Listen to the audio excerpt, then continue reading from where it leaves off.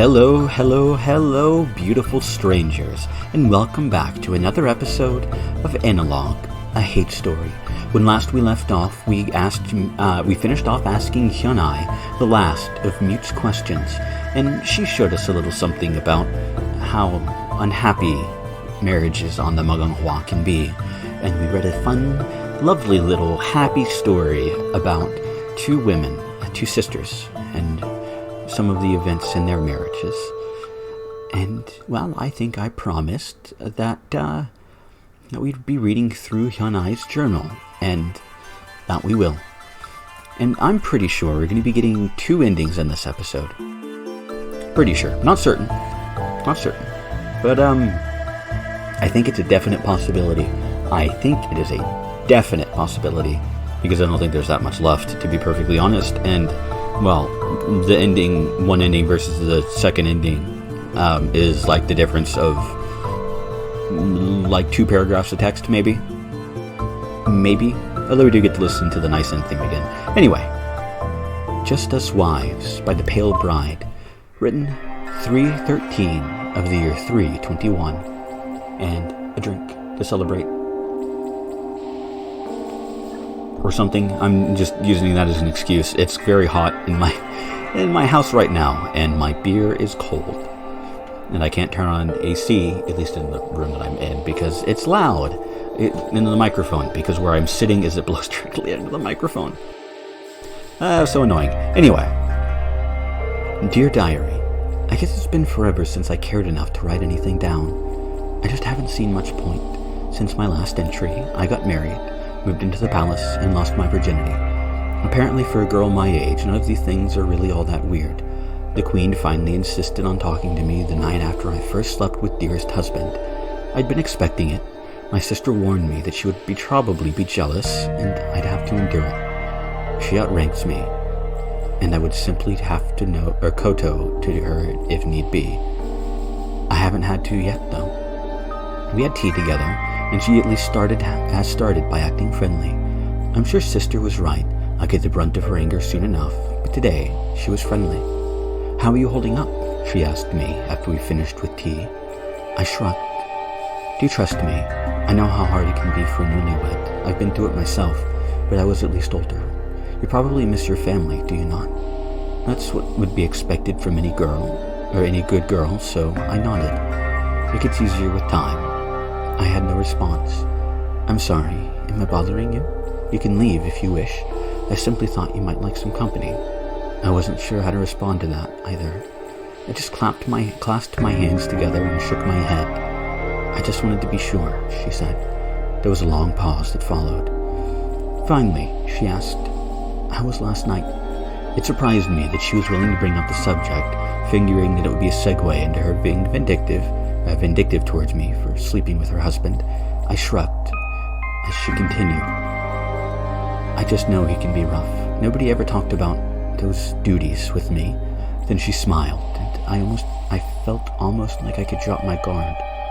I had no idea what to expect my first time. Do believe me, I'm not jealous. There was nothing to be jealous of. But do tell me, how was it? It made me think back on last night. Honestly, it was the best night I've ever had since waking up in the future. Everyone, my mother, my sister, and now my queen, warned me that it would be bad, it would be a duty, and nothing more. But I honestly did love it. I'd have let him keep it up all night if he had the energy for it. I guess while I was thinking about all that, I let out a slight smile. I caught myself, but not before she noticed. Oh, did you enjoy it then?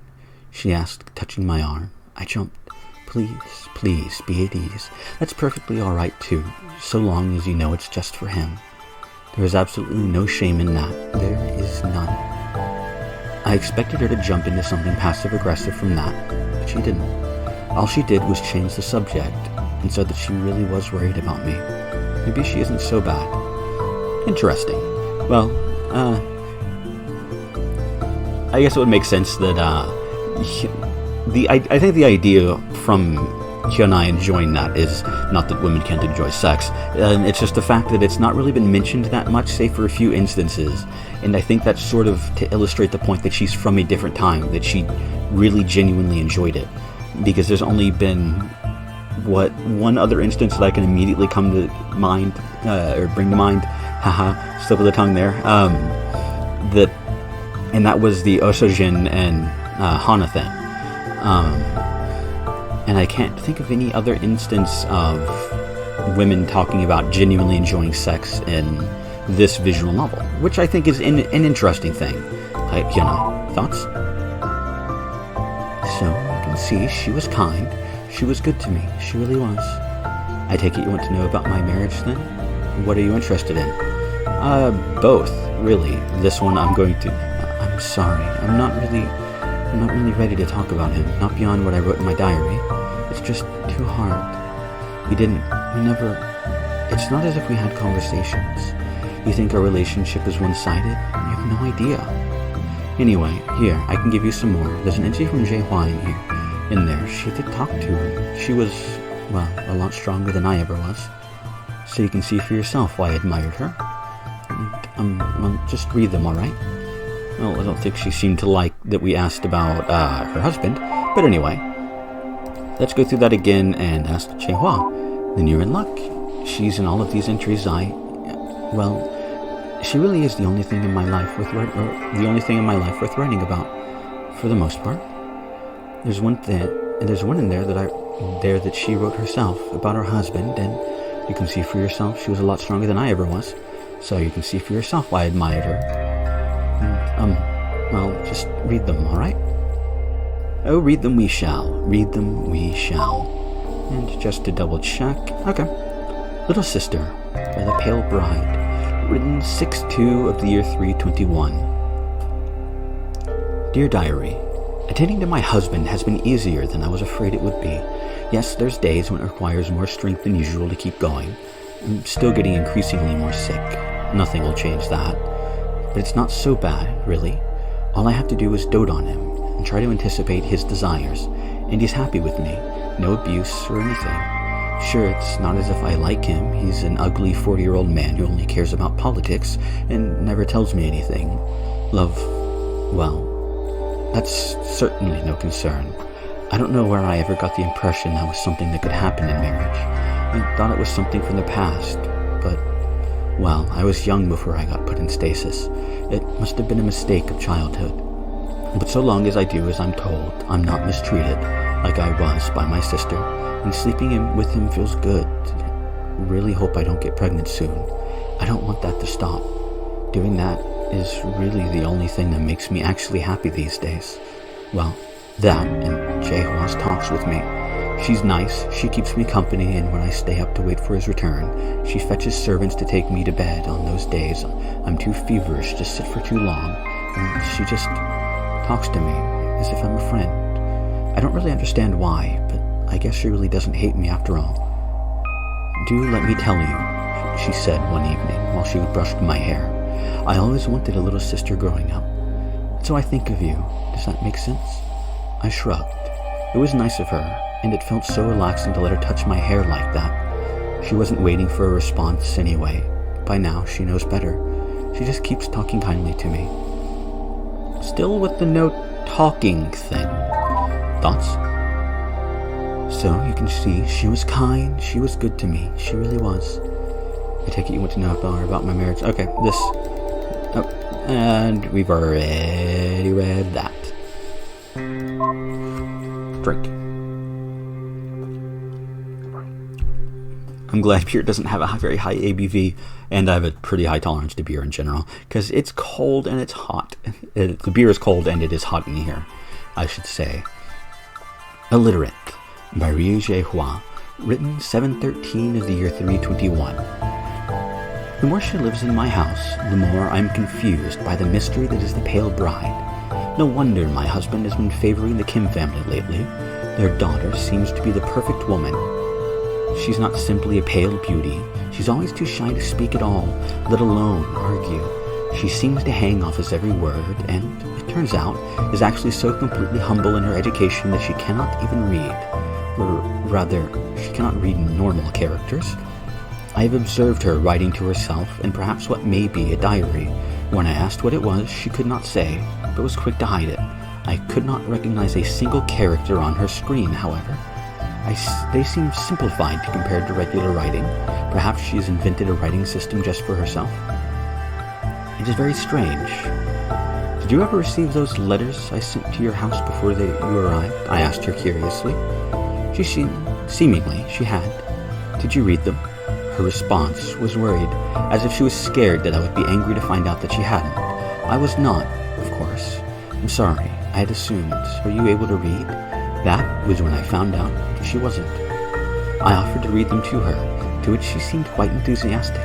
I think I'm likely to leave some parts out. However, I had enough difficulty bringing myself to writing the more embarrassing parts of the family history. Bringing myself to talk about them, even if I know she would never say anything, it's just far too much. Like all things with her, I cannot tell whether her enthusiasm is sincere or an effort to make me happy. This troubles me. Yep, and I believe what it was said was... okay.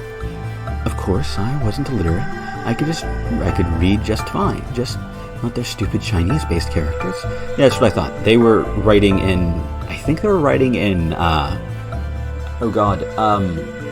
Cantonese, I think, is the upper... I can't remember. Because I know there's Mandarin and Cantonese Chinese, and I'm pretty sure, and I might have it backwards, I think Mandarin is the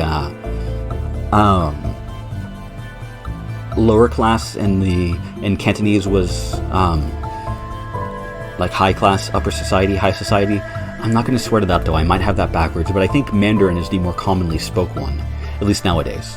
Anyway, I mean, I can understand them now. Everything except for my diary entries is translated from them. It's such a dumb way of writing though. It makes everything come out so stilted compared to proper Korean. Well, anyway, you're showing me that because you're interested in her admonitions, right?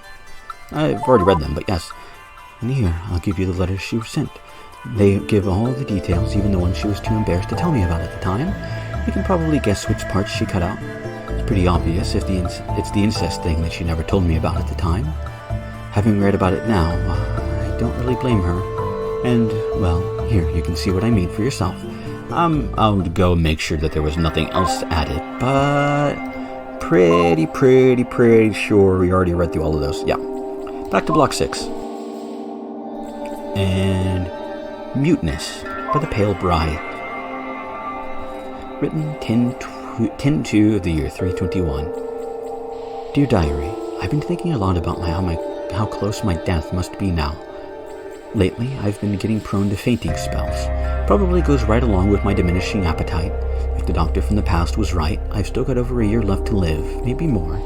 He said it wasn't very likely to get bad enough to kill me until I was at least 18. Although maybe those years in stasis might have changed that.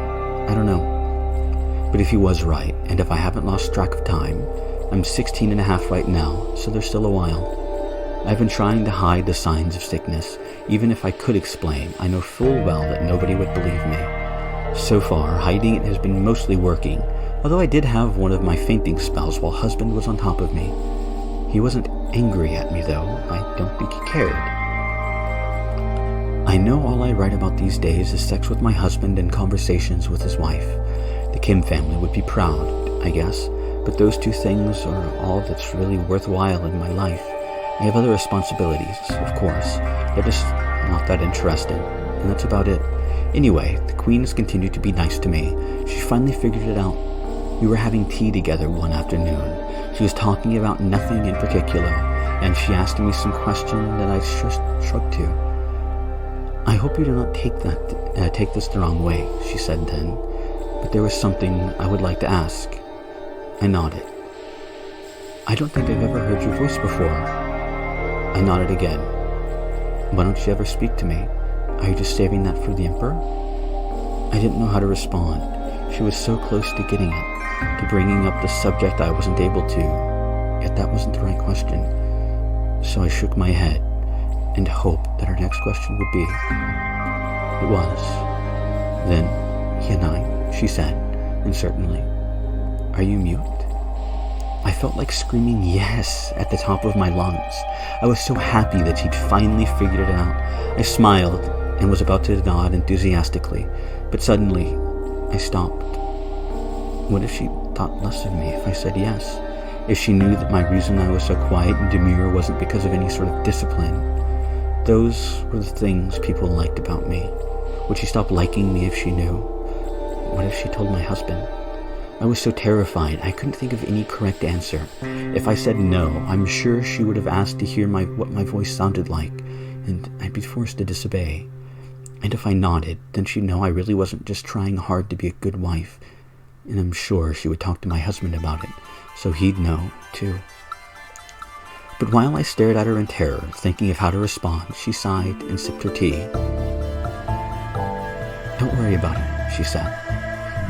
You do not have to answer. Please, do forget that I ever asked." And she was mute. She is mute, but we know from her diary entries that she wasn't always that way, so something must have happened. Interesting. Nobody ever asked me that until her. Nobody cared. Nobody ever thought anything of it, or cared enough about me to find out. But she did care. She actually paid attention. She was great.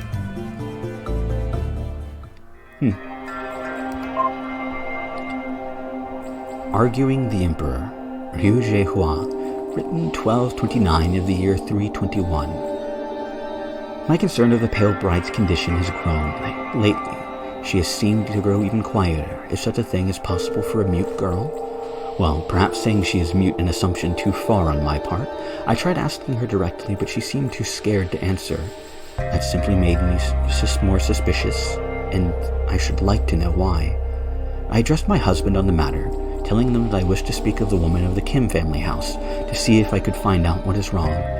He shrugged me off, saying, "Don't. They're valuable subjects. Their son is somebody I have an eye on in particular. The politics of the situation are far too delicate for you to be meddling with." I cleared my throat. He might be both my husband and emperor, but I would not let that stop me from being bold. "My dear husband, I don't care," I said flatly. "I'm worried about the girl, and I believe that talking to her mother might shed some light on the matter. The son is of no concern to me." "I don't see why it matters. She's the perfect woman. Why, are you jealous?" he said, rolling his eyes at me, a gesture that he has only been able to use on me and his servants ever since becoming the emperor. Nobody had the patience for it when he was a child, and I don't have it now, either. "No, dearest. Do you believe that the well-being of your wife is a political matter, or even an external one?" I asked. He didn't. "So would you say it's a domestic matter?" I asked. He reluctantly agreed. "Then, as a domestic matter, it is the responsibility of the woman of the house, is it not? Please tell me. You are, obviously, more well-read in the classics than I said, both of us knowing he wasn't. "Fine," he said. "But just because it is your responsibility doesn't mean I can't overrule you." He left silent. The follow-up. "I don't have to take this from you." "You do know that my concerns are valid, though," I replied. "If you value my opinion, you will let me speak to the Kim mother." There was a pause. Then he raised his hand in annoyance. "Very well. Do it. It's women's business. I don't want a part in it regardless." And then he just shook his head. "Why must all of our conversations be arguments?" I smiled to him and left. He already knows the answer. Thoughts? I never knew about that when we were alive. Like most things, I only found out after I took over the ship's computer. Just amazes me even more. Look at her. She's actually a woman who stood up to a man and won. She wasn't clumsy like I was. She knew how to work it from her position. Isn't that just so amazing? It is indeed. It is indeed.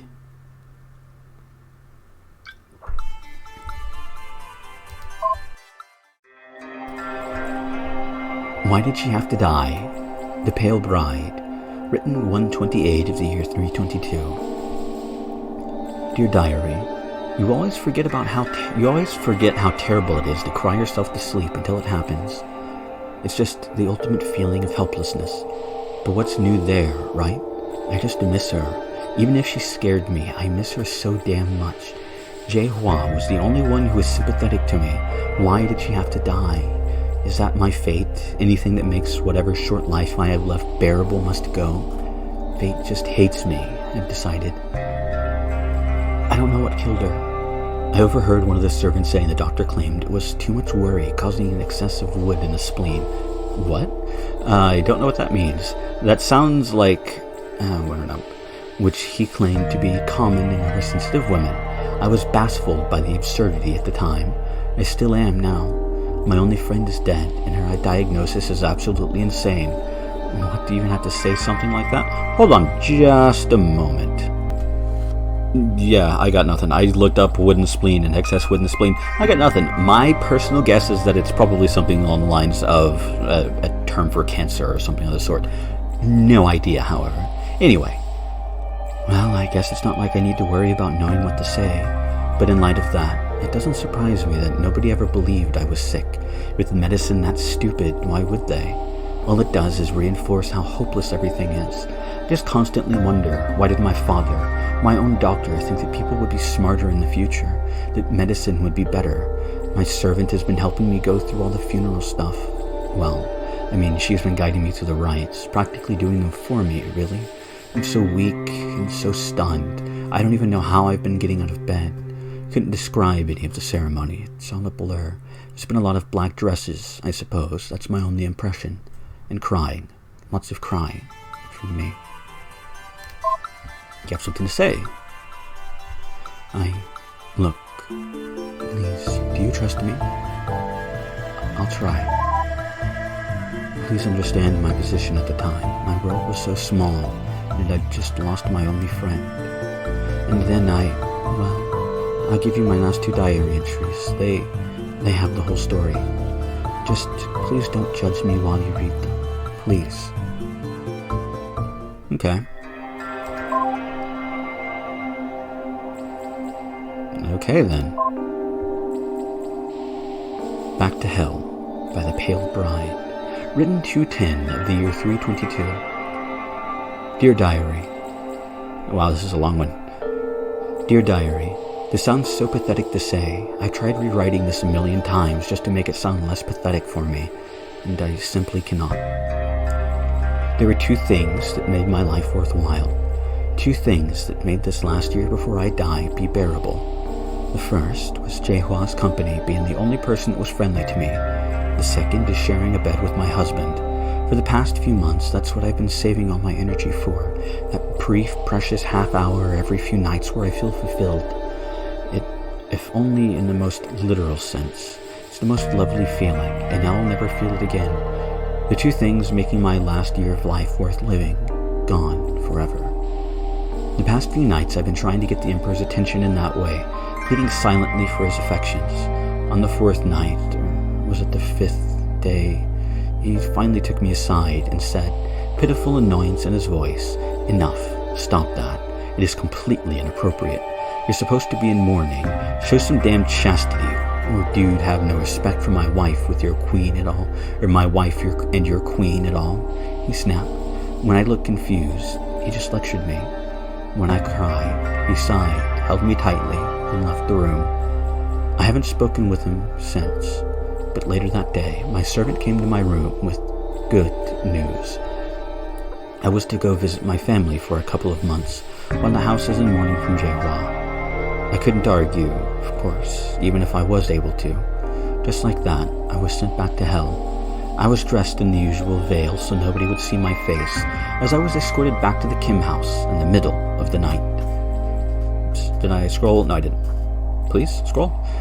Mother and father were there, briefly, to greet me, and in spite of how I felt about them, I put on my bravest smile and bowed and nodded politely to their questions about how I was doing. Then they had to go to bed and left, leaving me alone with sister. Young Suk was nowhere to be seen. "Hi," she said. "Never thought you'd end up visiting us again so soon." I shrugged. "Well, let's have some tea. It's just us still around," she said. I nodded. It seemed like a good enough idea. There was a pause. "Well, go make it," she snapped, removing any doubts that she might treat me with any sort of friendliness. Of course, I made the tea. I didn't disobey her anymore. "Thanks," she said. "So young Suk is out, tending to official business at the moment, but you should avoid him. He's still angry at you because father-in-law finds you more important to the family than his own son, and you blame him?" I had no idea what she was talking about, and she just continued. So you really shouldn't talk to him. Oh, I guess you can't really do that, can you? Well, you know what I mean. Yes, I knew exactly what she meant. I'm surprised you're back so soon, though, especially now that you don't have to share your husband. Doesn't that mean you're the primary wife now? I didn't know. Does that make you queen? Oh, what great fortune you have. Father-in-law must be so proud of you. I stared at her, wishing nothing more than to be able to kill her through sheer force of rage. How could she possibly understand something so awful? My only friend was dead, and here she was taunting me. An awful thing to do. But I couldn't hate her to death, no matter how much I tried. So instead, I tried holding back angry tears to hide my weakness. I couldn't do that either. What a sad story. Just please keep reading. What a sad story. Well, there's one more entry that she told us, and, well, it's also quite long. And I think it's going to be pretty obvious what this one's about. I'll Kill Them All by The Pale Bride, written 3/3 of the year 322. Dear Diary, I was far too feverish to do any real cooking, so my servant was doing all the work for me that night. When Father came in, he was drunk, or maybe just tired, or stupid. You know, child, he said to me, you grew up to be a wonderful daughter. I was shocked to hear him say that and waved my servant out of the kitchen. I'd never heard even the slightest indication of that before. For the briefest moment, it even made me happy to hear that. It surprised me that I actually felt that way. As a kid, I never would have wanted his approval, so why now? He continued to make me wonder. When he asked, do you remember what you were like as a child? I nodded, but I wasn't certain that I did. You were so temperamental. You argued all the time. You didn't want to get married when the time came. You just didn't ever know your place, you know? That's right.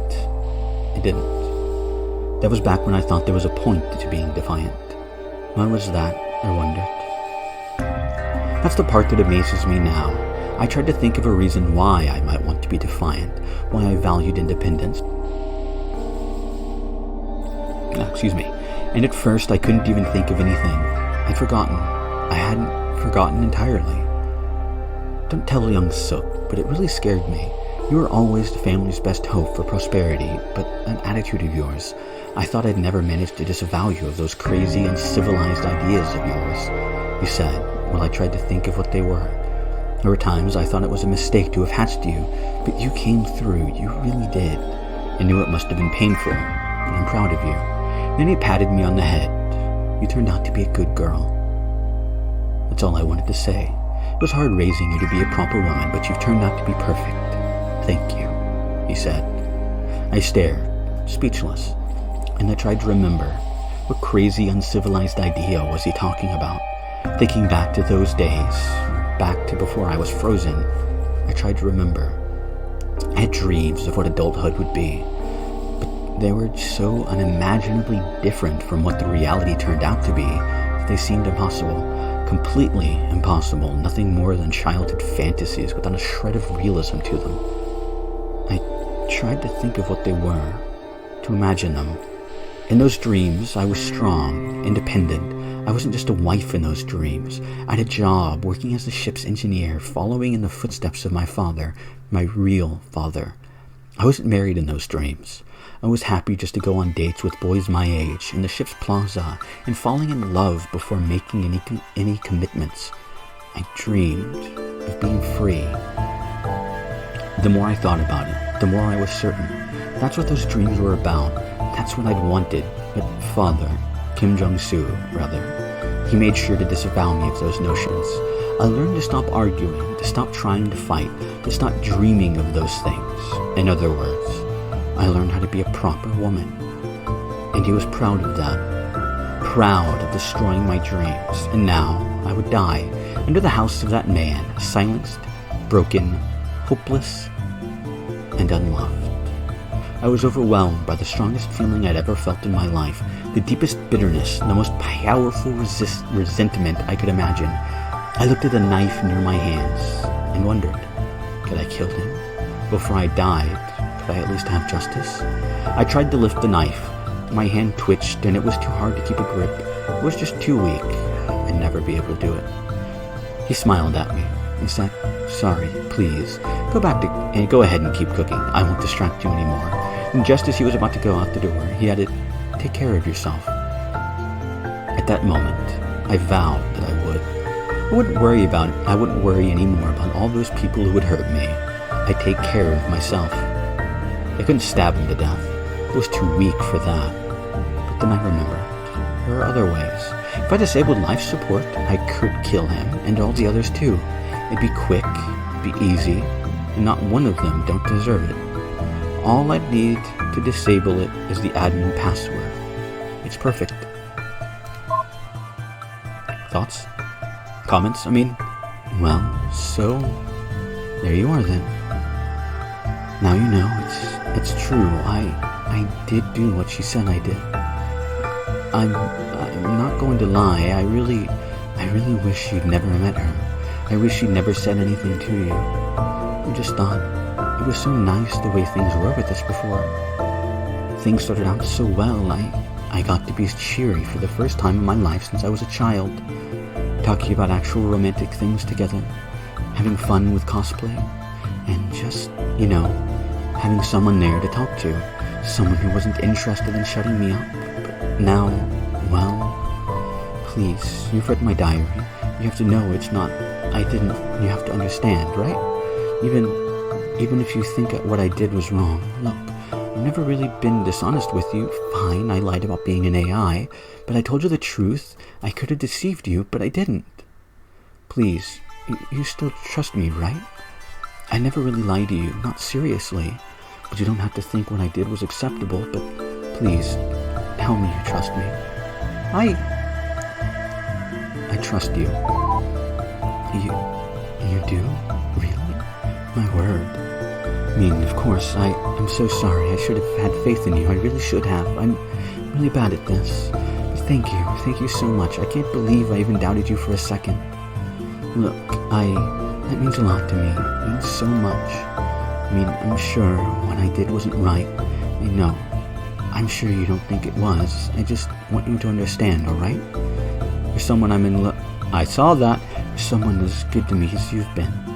I want you to at least please understand. You don't have to forgive me. Just hear me out. Okay, I will, of course. Thank you. Thank you so much. You're really a good person. Much better than me. Thank you. Very well. It's probably better if I just show you. There's a data block that contains all the logs that matter. My family encrypted it because, well, it should be obvious why after you read it. You need to jump to the terminal and type decrypt block 7. Let me know once you've done that, and I'll show you. Okay.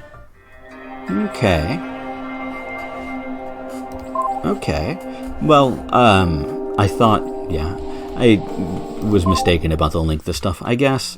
But do I want to finish it? Nah. Despite what I probably well, I have a plan for that. Anyway, we've decrypted block 7. Oh, very well. These are really hard for me to read. I haven't seen mine since I wrote them, and I haven't seen my family's, well, ever. Well, I think I've found... Here, I've added some. Just please read them. If you want to know the whole story, those entries will explain. Okay. Well, I'll explain in a bit more detail what I'm going to do about this series, or how I'm going to finish this up next time. But, well, we've got some more journal entries. I didn't forget about them, but I thought they were part of a different route, kind of. So I apologize, I guess. Yeah, I'm confusing when you unlock certain things, and, well, that's not surprising. I'm forgetful like that. And I didn't think it was actually an entire block. I remembered it as being a section of like 2 or 3 notes, but and like really, really long ones, not what this is. But anyway, that's for next time, where we'll read what actually happened to the pale bride, to Hyunai. And, well, I hope to see you all then.